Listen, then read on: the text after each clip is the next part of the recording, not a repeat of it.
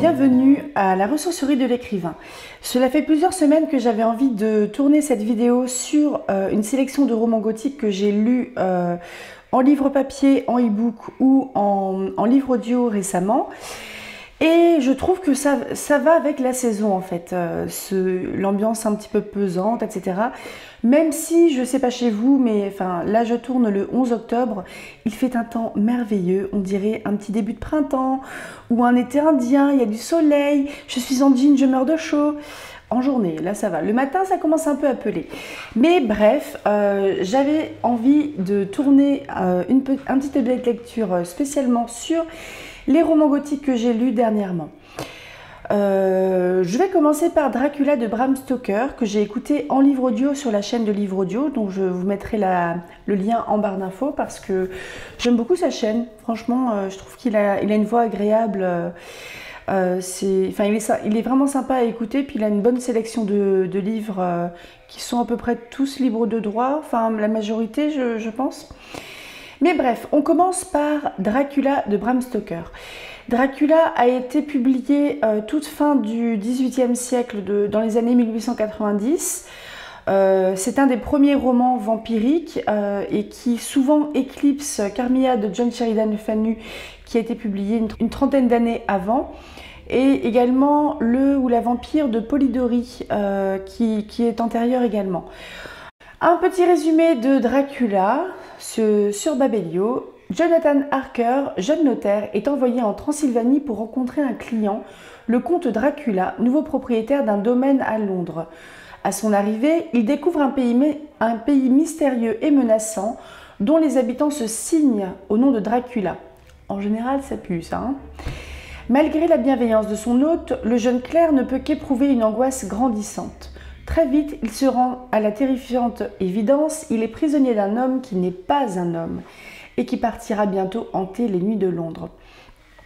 Donc il y a vraiment eu une mouvance en fait à la fin du 19e siècle sur la figure du vampire, et il y a eu une nouvelle mode aussi il y a quelques années avec Twilight ou les Anne Rice. Mais la figure du vampire, c'est vraiment un personnage que j'apprécie beaucoup personnellement. Pas forcément dans Twilight, que j'ai plutôt aimé les lire, mais c'est pas non plus mes livres préférés du monde entier. Mais les caractéristiques en fait des romans gothiques, c'est qu'ils tournent clairement vers du fantastique ou qu'ils restent vraiment dans du réaliste. C'est l'expression des sentiments. C'est l'environnement qui est, que ce soit les paysages, les demeures, etc., qui est un véritable personnage dans les livres et qui a surtout une influence sur le héros qui commence un petit peu à ressentir énormément de choses, à se demander s'il hallucine, s'il surinterprète, s'il devient fou ou pas. Et les trucs qui sont assez intéressants aussi dans les livres de cette époque-là, c'est qu'il commence à y avoir aussi quelques... les débuts de la médecine. Enfin, bon, les débuts de la médecine, c'est un peu maladroit de le dire comme ça, mais disons que dans Dracula, on va parler de transfusion sanguine. J'ai lu un résumé en fait chapitre par chapitre parce que je ne me souvenais plus de tout. Mais grosso modo, on a Jonathan qui arrive en Transylvanie, il y a une ambiance qui est pesante, le comte Dracula... Il est quand même charmant, mais il y a un truc qui cloche. Parce que déjà, dans le manoir, dans le château, il n'y a pas de miroir. Jonathan Harker va être attaqué par des femmes une nuit. Il y a déjà les habitants quand les habitants du village se signent en regardant un château, je trouve que ça craint un petit peu du boudin. C'est pas quelque chose qui va te mettre en confiance en fait d'être là, je pense.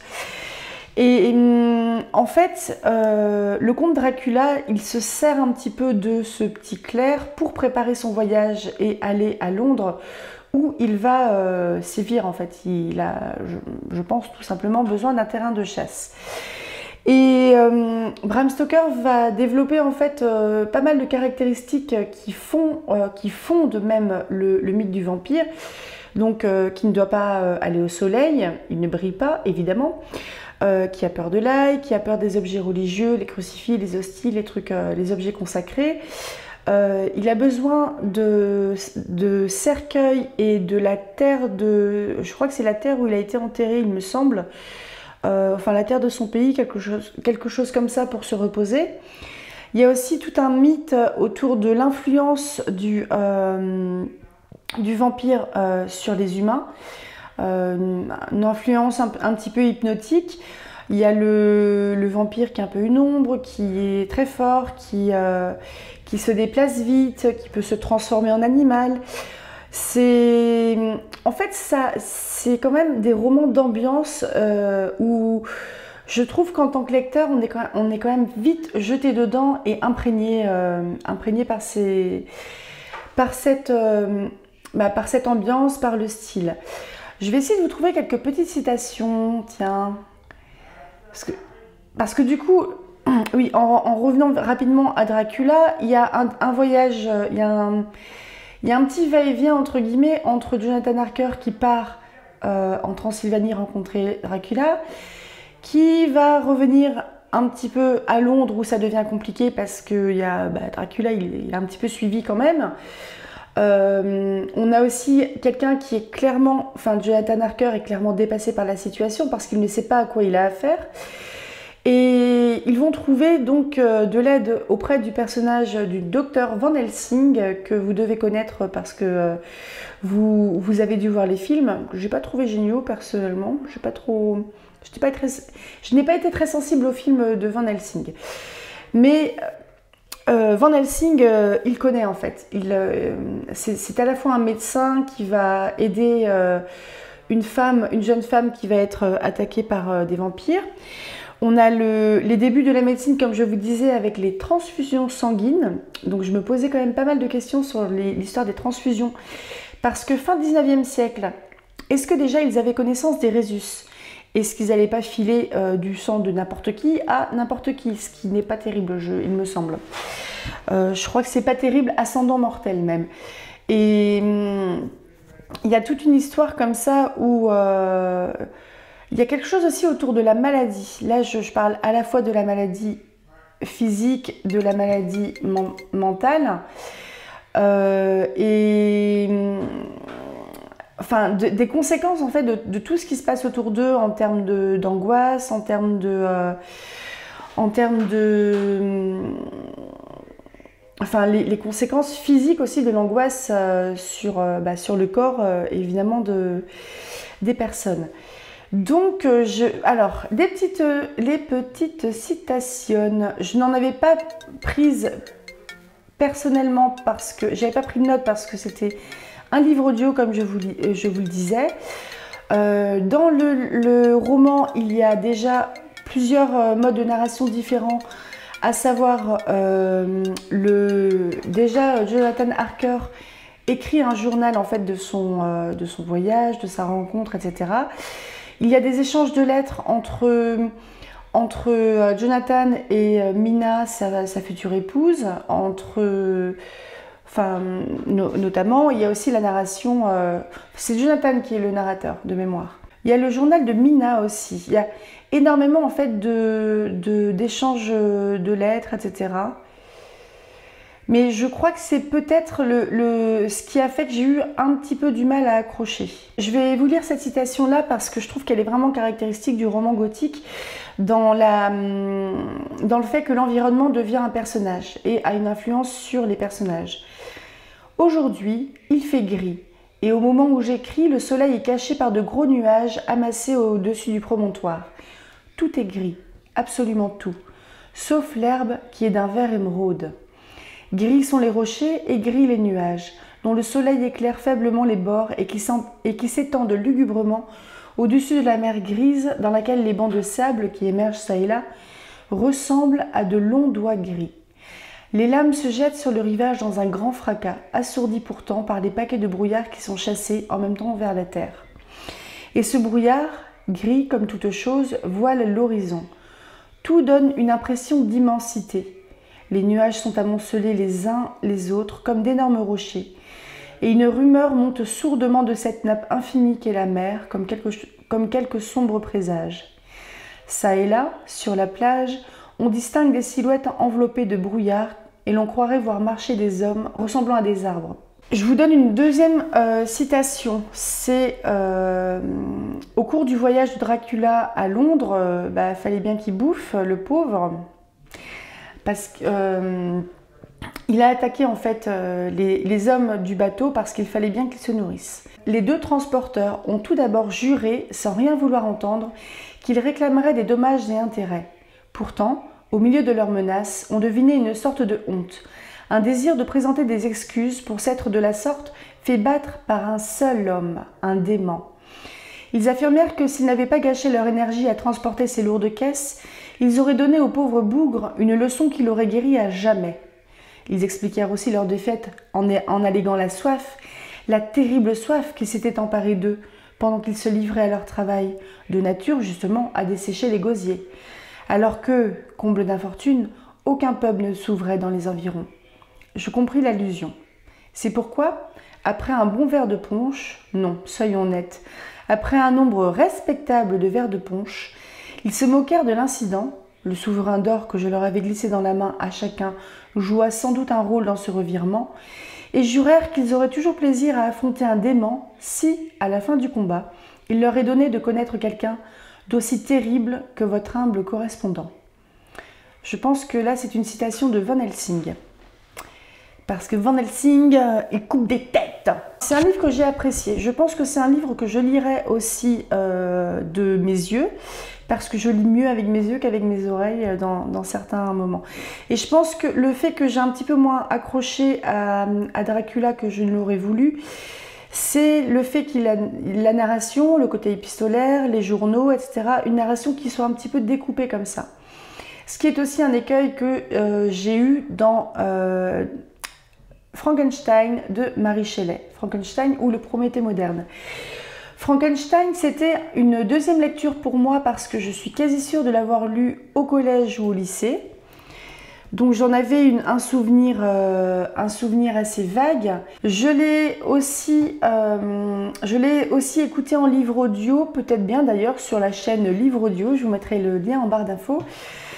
Et là, en fait, je crois que c'est le personnage de Victor Frankenstein, parce que Frankenstein, c'est le nom du docteur qui fabrique la créature. La créature n'a pas de nom. Je vous lis un petit résumé. Donc, alors, oui, un truc important à savoir, parce que ça m'avait quand même impressionné, c'est que il me semble que Mary Shelley, quand elle a écrit Frankenstein, elle devait avoir 16 ou 17 ans. Et elle a plus ou moins quand même fondé ou participé grandement au fondement du genre littéraire.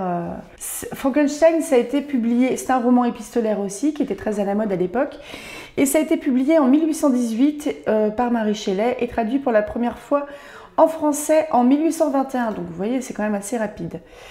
Attendez, elle est née en 1797, elle est morte vachement jeune. Dali, gna gna gna. 1797, oui, bah c'est ça. Un petit résumé babelio de Frankenstein. Victor Frankenstein, scientifique genevois, est recueilli sur la banquise par un équipage faisant route vers le pôle Nord. Très tourmenté, il livre son histoire au capitaine du bateau. Quelque temps auparavant, il est parvenu à donner la vie à une créature surhumaine. Mais celle-ci sème bientôt la terreur autour d'elle. En expédition vers le pôle Nord, Robert Walton adresse à sa sœur des lettres où il évoque l'étrange spectacle dont il vient d'être le témoin depuis son bateau. La découverte sur un iceberg d'un homme en perdition dans son traîneau. Invité à monter à bord, Victor Frankenstein raconte qu'il n'est venu s'aventurer ici que pour rattraper quelqu'un qui n'est autre que la créature monstrueuse qu'il créa naguère et qui s'est montrée redoutablement criminelle. Oui, donc voilà. La petite histoire, en fait, c'est que Lord Byron, le poète Shelley et donc son épouse Mary, qui étaient tous très jeunes, s'étaient lancé un petit peu un défi d'écrire une histoire de spectre. Donc il me semble bien que voilà, ce roman fantastique annonce la science-fiction. Et si vous voulez, en fait, ce livre-là, il y a aussi le côté épistolaire et le côté journaux. Et Victor, en fait, c'est quand même un personnage qui a voulu jouer un peu à être Dieu, hein. On parle bien de Prométhée moderne. Je ne sais pas si le sous-titre est d'époque, par contre. Et, enfin, il joue avec des choses qui sont peut-être pas sacrées. Je sais pas, est-ce qu'on peut considérer la mort comme sacrée? Est-ce qu'on peut considérer que ce qui est mort, on le respecte, on n'y touche pas, on ne le transforme pas? En fait, Victor Frankenstein, quand il va découvrir ce qu'il a réussi à créer, donc la créature, il va flipper, il va surtout aussi culpabiliser de ce qu'il a fait parce qu'il a créé un monstre et il va abandonner sa création. Donc on a un homme, un monstre, qui se réveille d'entre les morts, qui a une conscience, enfin imaginez, la créature va faire sa propre éducation. Il va apprendre par lui-même à lire, à écrire. Au tout début, je me souviens quand il va quitter l'endroit où il avait été créé, il va se planquer dans une cabane de berger, un truc comme ça. Et je crois qu'il va faire peur à quelques villageois, mais il va lier connaissance avec une jeune fille. Donc je pense une adolescente, un truc comme ça. Je dis ça de mémoire, hein, ça remonte, et je vous rappelle aussi que c'était un livre audio. Donc livre audio égale, je retiens pas tout. Mais du coup, il fait sa propre éducation et il en veut en fait à son créateur. Parce que son créateur l'a abandonné.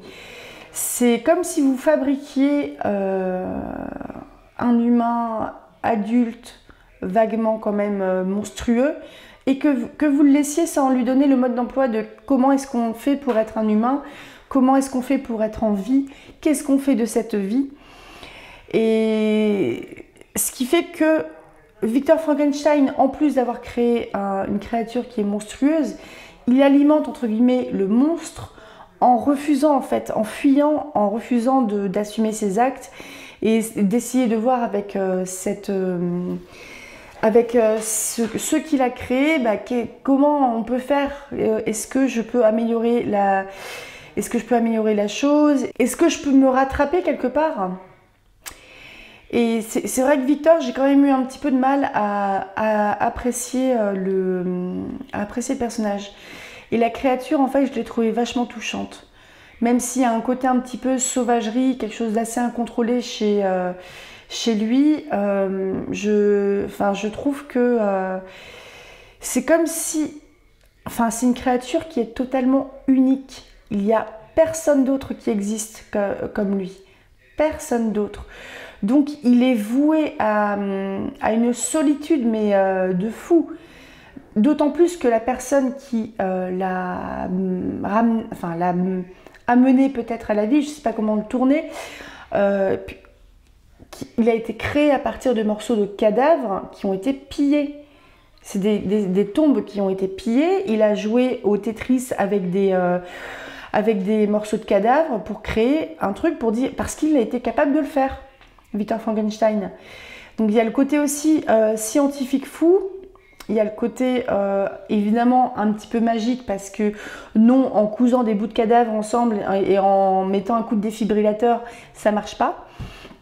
Je pense pas. Mais après, dans les côtés expérience extraordinaire, vrai de vrai, je crois que c'était un Russe qui a réussi à coller la tête d'un chien sur le cou d'un autre chien. Ça a vécu quelques jours et puis c'est mort. Ça sert à quoi? Enfin bref.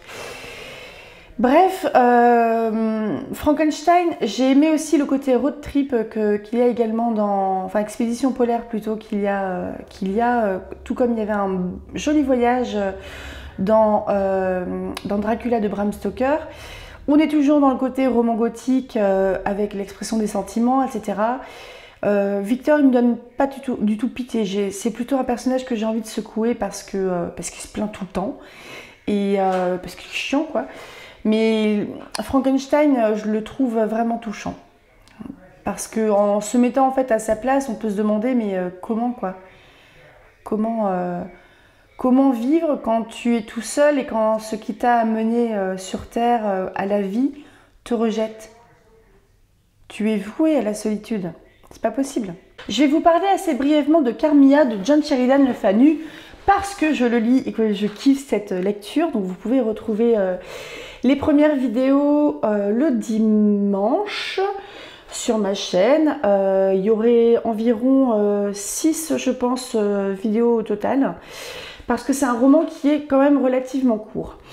Donc Carmilla de John Sheridan Le Fanu, comme je vous l'ai dit au début de la vidéo, c'est paru une petite trentaine d'années avant Bram Stoker, avant le Dracula de Bram Stoker. Et on retrouve en fait Carmilla, qui est une jeune fille qui voyageait avec sa maman et des serviteurs, qui, à la suite d'un accident de carrosse, va rester dans la famille de Laura, si je ne me trompe pas de prénom, à la demande de la mère, parce que du coup, comme elle est de santé trop fragile, elle ne peut pas continuer le voyage et qu'elle a été un petit peu chamboulée, sans être blessée, par l'accident de carrosse. Et donc ils accueillent quand même les bras ouverts la jeune fille et il se noue une relation très particulière entre Laura, l'héroïne qui nous raconte son histoire, au travers d'un journal, et donc c'est une narration en jeu. Et je trouve ça super fort en fait de la part de John Sheridan Le Fanu de raconter cette histoire en prêtant sa voix à une adolescente qui a 16, 17, 18 ans, enfin une toute jeune fille. On est dans un land d'Autriche, je ne sais plus exactement où, parce que c'est des noms à consonance allemande, donc je ne l'ai pas retenu évidemment. Et c'est vraiment caractéristique aussi des romans gothiques parce qu'on est dans un château qui est isolé, il y a une maladie étrange qui commence à toucher les villageois.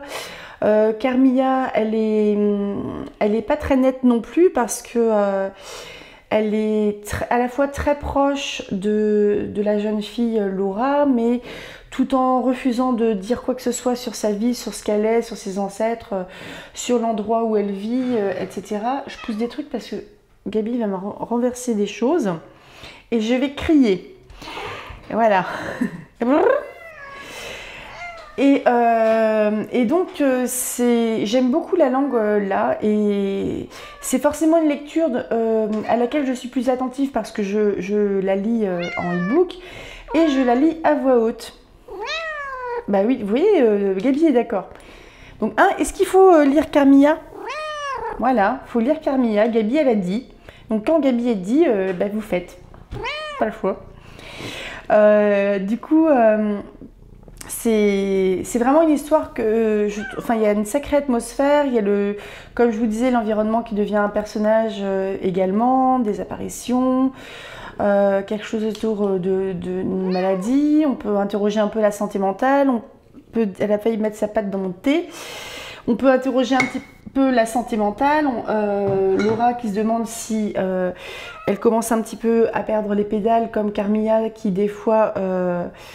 Carmilla qui, comment dire, elle a un côté assez dramatique, Carmilla. Et Laura, en fait, elle a un comportement qui va de plus en plus ressembler à celui de Carmilla. Donc c'est assez étrange. Donc pour le moment, je crois que je n'ai publié que le prologue et les 4 premiers chapitres. J'ai lu les 2 chapitres suivants sur un total de 16. Mais comme je vous disais, ça va être très rapide parce que après, je pense que je peux les faire 3 par 3. Ce sont des chapitres qui sont relativement courts. Ça va être des vidéos 3/4 d'heure à la louche. Voilà. On va repasser sur un roman gothique classique dont j'ai déjà un petit peu parlé, mais j'ai redécouvert parce que j'ai une grande bibliothèque et je suis surtout affreusement bordélique. Et je vous ai déjà parlé du coup des Hauts de Hurlevent d'Émilie Brontë. Alors ici, on a... une couverture de John William Waterhouse, les Boréas. Regardez. Je vous conseille très très fort de regarder les œuvres de ce peintre. Je crois que c'est un pré-raphaélite. Si je dis des bêtises, n'hésitez pas à me corriger parce que c'est fort possible que je le fasse. Et là, on a les codes du roman gothique sans avoir le côté sans avoir le côté fantastique. Le paysage est également un personnage, les éléments sont un personnage également. Ça forme une ambiance qui est très sombre, qui est très pesante et qui agit un peu sur la psyché des personnages. Et je vais vous lire du coup le 4e de couverture. Donc c'est le seul livre, il me semble, d'Émilie Brontë. Et j'ai très envie d'aller creuser ce qu'ont fait les sœurs Brontë. J'ai déjà écouté en livre audio Jane Grey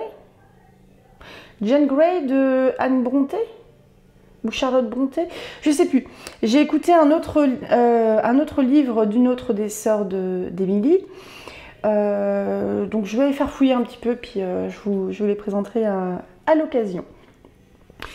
Les hauts de Hurlevent sont des terres balayées par les vents du nord. Une famille y vivait, heureuse, quand un jeune bohémien attira le malheur. Monsieur Earnshaw avait adopté et aimé Heathcliff, mais ses enfants l'ont méprisé. Cachant son amour pour Catherine, la fille de son bienfaiteur, Heathcliff prépare une vengeance diabolique. Il s'approprie la fortune de la famille et réduit les héritiers en esclavage. La malédiction pèsera sur toute la descendance jusqu'au jour où la fille de Catherine aimera à son tour un être misérable et fruste. Ce roman anglais, le plus célèbre du XIXe siècle à nos jours, a été écrit par une jeune fille qui vivait avec ses sœurs au milieu des landes de Bruyères. Elle ne connut jamais cette passion violente, ni cette haine destructrice.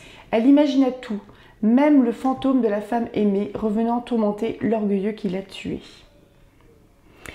Alors, c'est vraiment un livre qui est bouleversant.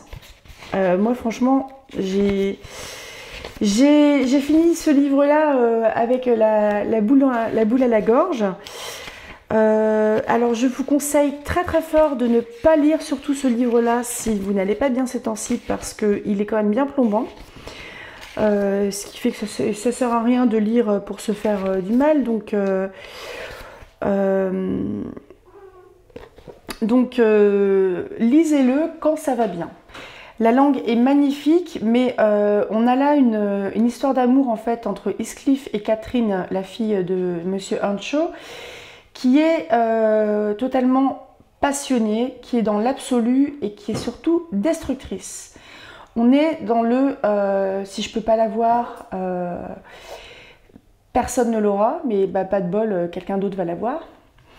Et ce qui fait que, en fait, comme ils ne peuvent pas s'aimer, parce que les circonstances ont fait que, eh ben, ils sont voués à se détester, ou ils sont voués à se haïr profondément et à souhaiter le pire pour l'autre, alors qu'en même temps, on souhaite le meilleur aussi. Vous voyez, il y a un truc qui est vraiment... On est vraiment dans l'expression des sentiments, dans ce qu'il y a le plus absolu, ce qui est le plus magnifique comme ce qui est le plus détestable. Je vais vous lire un petit bout. Je ne sais pas si c'est pertinent. Je vais vous lire la première page du premier chapitre. 1801. Je viens de rentrer après une visite à mon propriétaire, l'unique voisin dont j'ai à m'inquiéter. En vérité, ce pays est merveilleux. Je ne crois pas que j'eusse pu trouver, dans toute l'Angleterre, un endroit plus complètement à l'écart de l'agitation mondaine. Un vrai paradis pour un misanthrope. Et M. Heathcliff et moi sommes si bien faits pour nous partager ce désert. Quel homme admirable! Il ne se doutait guère de la sympathie que j'ai ressentie pour lui quand j'ai vu ses yeux noirs s'enfoncer avec tant de suspicion dans leurs orbites, au moment où j'arrêtais mon cheval, et ses doigts plongés, avec une farouche résolution, encore plus profondément dans son gilet, comme je déclinais mon nom. « Monsieur Heathcliff » ai-je dit. Un signe de tête a été sa réponse. « Monsieur Lockwood, votre nouveau locataire, monsieur. Je me suis donné l'honneur de vous rendre visite aussitôt que possible après mon arrivée, pour vous exprimer l'espoir de ne pas vous avoir gêné par mon insistance à vouloir occuper Thrushcross Grange. J'ai entendu dire hier que vous aviez quelque idée.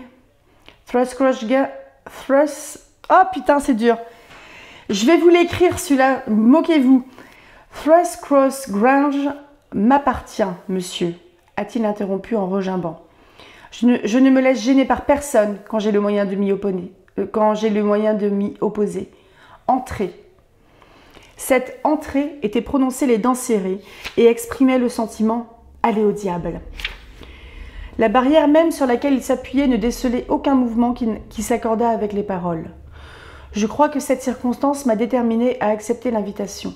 Je m'intéressais à un homme dont la réserve semblait encore plus exagérée que la mienne. Eh bien, le narrateur, il n'a pas idée dans quel bourbier il vient de mettre les pieds, parce que là, on va être dans un sacré drama. Et c'est une histoire qui est racontée par Nelly, Nelly qui était la servante de Monsieur Earnshaw, donc qui a adopté et élevé Heathcliff et qui l'a vraiment aimé. Et à la mort en fait de ce bienfaiteur entre guillemets, le fils aîné, enfin Monsieur Earnshaw, il a 2 enfants, un grand garçon et une fille, Catherine. Et je ne sais plus comment s'appelle le fils aîné, mais quand il va prendre la suite de son père en héritant du domaine, il est tellement jaloux de Heathcliff qu'il lui retire tout ce que Heathcliff en fait avait pu lui voler d'affection de la part de son père. Donc Heathcliff, il retourne en fait à la domesticité, il va dormir dans la grange, etc. Il subit des maltraitances, alors que déjà dans son enfance, il a pu subir des moqueries de sa part, etc. Parce que c'est un gitan, qu'il a été retrouvé à moitié crevé dans un fossé par le père.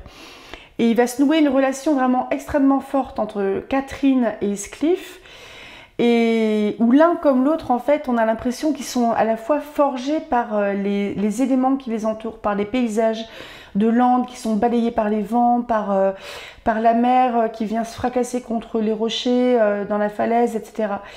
Et ça crée toute une espèce d'atmosphère qui est ultra pesante.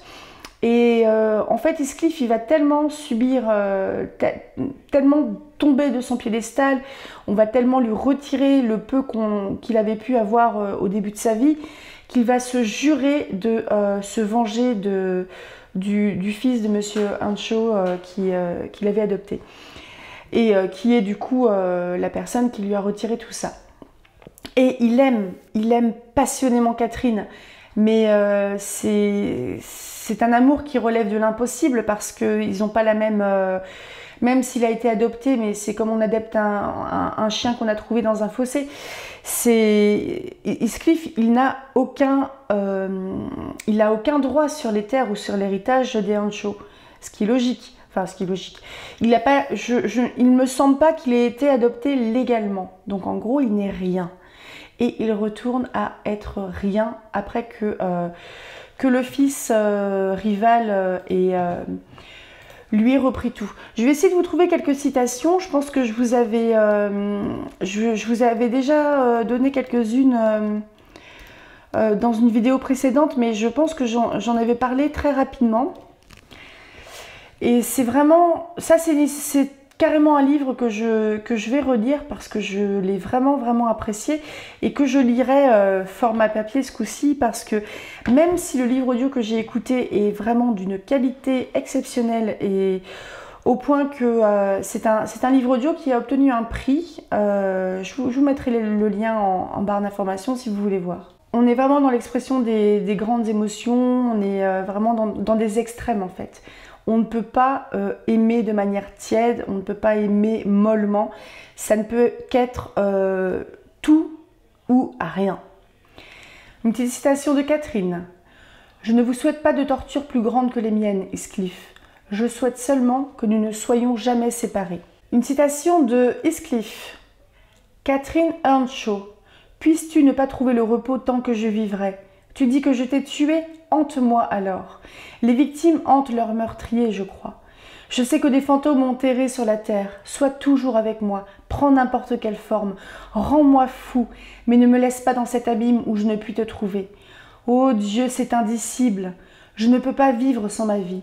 Je ne peux pas vivre sans mon âme. » Vous voyez, on est un petit peu dans le mec, en fait, il s'ouvre la poitrine et il sort son cœur. Hein.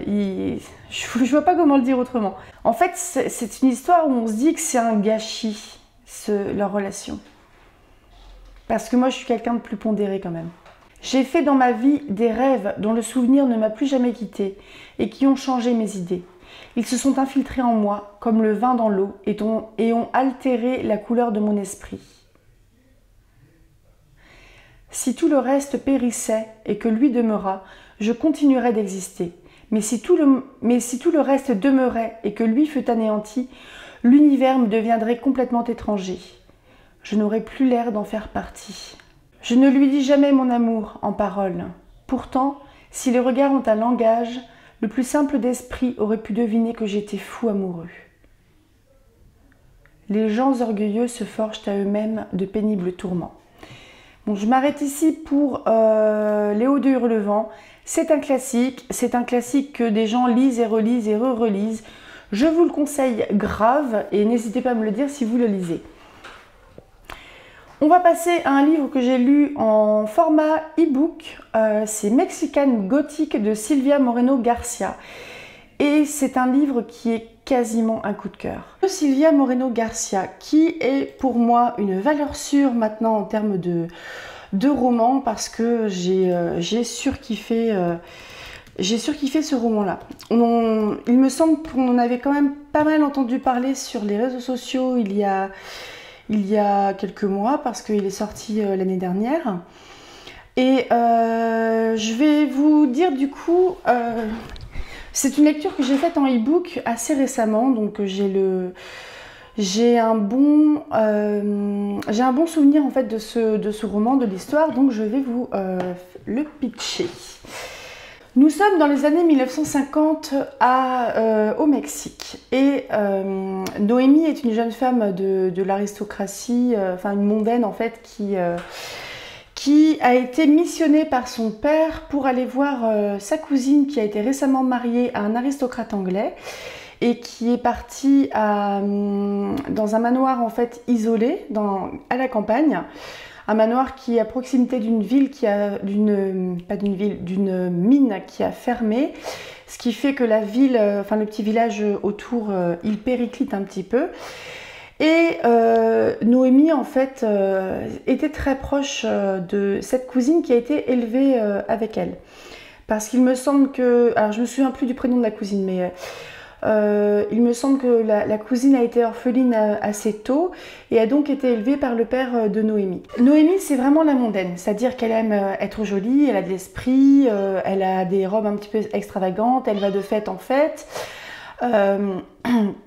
Elle a un petit parfum de scandale, Noémie, alors que sa cousine, au niveau du caractère, est beaucoup plus sage. Elle y va pour une bonne raison, parce que la cousine, en fait, envoie régulièrement des lettres au père de Noémie, et la dernière lettre, ça laisse entendre qu'elle a l'air de perdre les pédales, parce qu'elle a l'impression d'être enfermée, qu'on l'empêche de sortir. Elle dit, il me semble qu'elle dit des choses étranges du genre que les murs lui parlent ou quelque chose comme ça.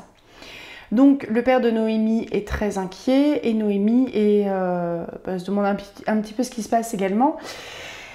Et elle va donc se rendre à High Place. Et là-bas, c'est un petit peu un tout autre monde que découvre Noémie. Parce qu'elle découvre, du coup, il y a mon chat qui est juste entre mes jambes, en train d'essayer de mettre sa souris dans mes chaussures. Et Noémie donc, est une mondaine, elle est habituée à faire la fête, à être un petit peu au centre de l'attention, à n'en faire qu'à sa tête. Sauf qu'elle arrive dans une famille où il y a un vieux patriarche qui a l'air d'être un petit peu plus ou moins en train de mourir, en fait, enfin il est mourant, qui gère une famille. Ils ont tous un grand air de ressemblance physique, hein, ils sont tous blonds, ils détonnent un petit peu dans le paysage. Et il va commencer à se produire des choses étranges aussi autour de Noémie. Au point que, enfin, ça va commencer par des rêves qui sont un petit peu étranges, qui lui laissent une impression bizarre. Et il va se passer aussi des choses quand elle sera éveillée. Et surtout, Noémie se rend compte qu'effectivement, sa cousine est quand même fort confuse. Et qu'effectivement, il se passe peut-être bien quelque chose et on est en fait dans un entre-deux qui est vraiment caractéristique des romans gothiques, à savoir, est-ce que le personnage principal est en train de perdre la tête ou est-ce que le personnage principal est en train d'assister à des phénomènes qui sont surnaturels et qui du coup lui provoque une espèce de... peut-être pas catatonie, mais enfin forcément si on voit des choses qui sont pas censées arriver, on se pose des questions. Et on va questionner peut-être d'abord notre santé mentale avant de dire que oui, il y a peut-être quelque chose de bizarre qui se passe effectivement. Et c'est un livre qui est vraiment une très très bonne lecture parce que, moi je vous l'ai dit, c'est un presque coup de cœur. Je vous dirai pas sur quoi porte ma réserve parce que j'ai pas envie de vous spoiler. Comme moi, vous allez être très étonné par ce que va découvrir Noémie. Je vous en dis pas plus. Les doigts fins donnaient l'impression qu'il se nourrissait plutôt de miel et de rosée, sans compter sa voix qui finissait souvent en murmure. Et ce que dit Catalina, parce que j'ai triché sur Babelio, j'ai retrouvé son nom, donc Catalina qui est la cousine de Noémie, ce qu'elle dit à Noémie, c'est « Les murs me parlent, ils me révèlent des secrets. Ne les écoute surtout pas Noémie, bouge-toi les oreilles. Ce sont des fantômes, de vrais fantômes, tu les verras tôt ou tard. » Il y a énormément d'humour aussi, parce que Noémie, elle a quand même une personnalité qui est très flamboyante. C'est quelqu'un qui n'a pas peur, et si elle n'est pas d'accord, elle va le dire, et elle va pas franchement prendre de précautions pour le dire. Il y a une de ses pensées, par exemple, Florence avait le don de vous rabattre le caquet avec une concision de télégramme. Je ne sais plus qui est Florence. Je crois que c'est une des domestiques. Une gouvernante, un truc comme ça. On croit que les monstres et les fantômes n'existent que dans les livres. Mais c'est faux, n'est-ce pas? Dans un sens, tous les rêves prédisent l'avenir, mais certains plus clairement que d'autres. Comme souvent, il offrait l'aspect d'un homme fragile, évanescent. Il n'y avait que ce cimetière, avec ses saules pleureurs et ses bancs de brume, pour lui apporter un minimum de consistance. « C'est le manoir », murmura l'homme. « Il n'est pas bâti pour l'amour. » Je vais vous donner un petit bout de citation qui va être ultra cryptique. « Il scintille dans la nuit. Les dieux ne meurent pas. Et, dans le sombre, vivaient les fantômes. C'est l'heure pour les somnambules d'ouvrir les yeux. » Donc vous voyez, il y a... Enfin, Silvia Moreno-Garcia arrive vraiment à nous jeter dans une ambiance qui est absolument flippante. C'est un très très très bon livre, franchement. Et cet auteur, c'est une autrice d'origine mexicaine qui a également écrit un autre livre qui me donne très envie de lire, qui est la fille du docteur Moreau, comme le docteur Moreau sur son île qui fait des expériences. Donc ça me dit bien, je pense que je le lirai un de ces quatre assez rapidement. Et en dernier livre sur... donc je ne sais pas où je l'ai foutu, je vous mettrai un... Parce que je l'ai en double comme une nouille, j'avais oublié que je l'avais en format papier. Donc je l'ai acheté en e-book, donc je l'ai lu en e-book, et j'ai rangé ma bibliothèque et j'ai retrouvé mon format papier, ça m'arrive régulièrement. Je vous parle donc de La forme de l'eau qui est de Guillermo del Toro et Daniel Kraus. Il me semble que c'est une novélisation du film de Guillermo del Toro. Alors, je ne sais pas si vous avez vu ce film-là. C'est un film que j'ai revu récemment. J'ai lu le livre à peu près récemment aussi, environ 6 mois. Et j'ai été franchement époustouflée par la qualité de l'écriture. Donc, je vais vous lire le résumé Babelio, ça va être plus simple. Nous sommes en 1963 et Elisa Esposito survit tant bien que mal. Née muette, abandonnée par sa famille, elle travaille de nuit comme femme de ménage au centre OCAM de recherche aérospatiale. Un soir, elle surprend quelque chose qu'elle n'était pas censée voir. Un homme amphibie, prisonnier d'une cuve, qui doit être étudié par les scientifiques pour faire avancer la course à l'espace de la guerre froide. Ah, j'avais pas compris ça, moi. La créature est terrifiante, mais aussi magnifique. Elle fascine Elisa. Utilisant la langue des signes, celle-ci établit une communication. Bientôt, la créature devient sa seule raison de vivre. Pendant ce temps, Richard Strickland, le militaire brutal qui a capturé la créature en Amazonie, envisage de la disséquer avant que les Russes ne tentent de s'en emparer. Elisa doit tout risquer pour sauver la créature. Avec l'aide d'une collègue qui souffre du racisme ambiant et d'un voisin malchanceux qui n'a plus rien à perdre, elle met au point un plan d'évasion. Mais Strickland ne l'entend pas de cette oreille et les Russes sont bel et bien sur l'affaire. Le fantastique, la romance et l'horreur s'entremêlent dans une histoire d'amour obsédante et tragique qui a remporté le Lion d'Or du meilleur film à la Mostra de Venise en 2017. Et c'est une publication de 2018. C'est bien une novélisation du film. Donc les novélisations, si j'ai bien retenu le terme, c'est quand un livre est issu d'un film. Et dans le sens inverse, on parle d'une adaptation. Et c'est une très très belle découverte également. Alors autant le film que le livre, franchement, j'ai adoré. Les personnages sont vraiment superbes, la narration est superbe, les dialogues sont superbes. Elisa, elle a un caractère, mais je vous assure, elle a un caractère de fou, cette femme-là.